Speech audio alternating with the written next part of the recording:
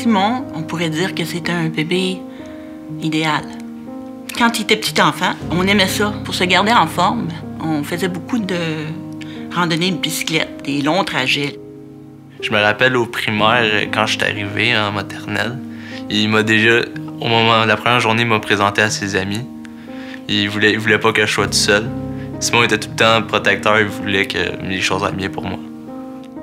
Petit, la maison ici était pleine. À l'adolescence, il était toujours parti.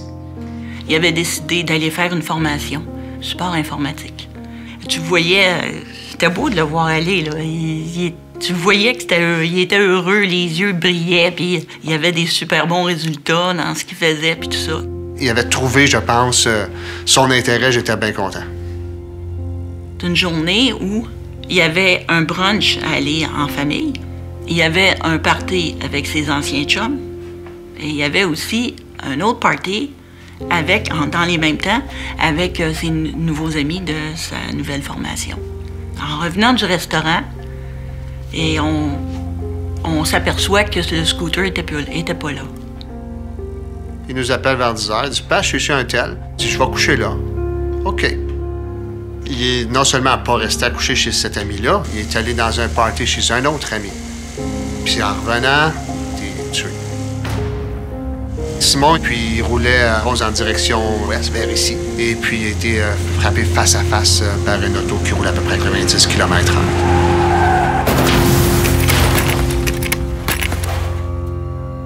Le chauffeur puis les gens qui étaient avec lui se sont vite rendus compte qu'il y avait un gros dommage collatéral à 25 pieds plus loin.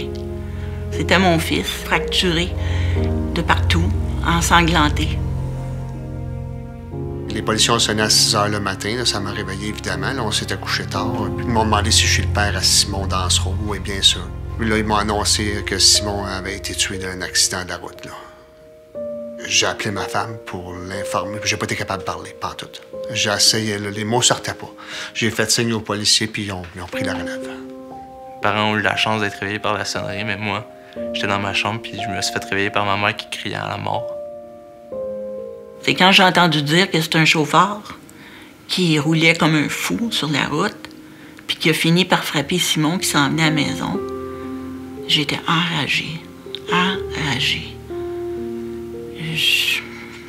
J'avais de la misère à me contenir, là. C'était comme... C'était de la rage, de l'injustice, de la colère, là. Tout ensemble, là. Il avait dit aux policiers qu'il n'avait pas consommé d'alcool, mais il avait consommé de la morphine. Et la police s'est rendue compte, quand ils l'ont amené à l'hôpital, ils ont commencé à chercher dans son automobile.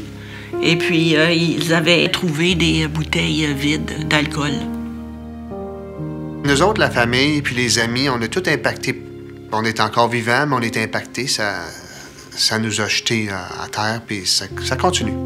Moi, ça me met hors de moi parce que ça a coûté une vie. Ça a arraché une partie de ma vie pour une simple soirée qu'il a décidé de prendre le volant quand c'était pas le temps. Il aurait eu 22 ans. C'est sûr que on y pense et on fait un petit spécial, mais c'est pas pareil.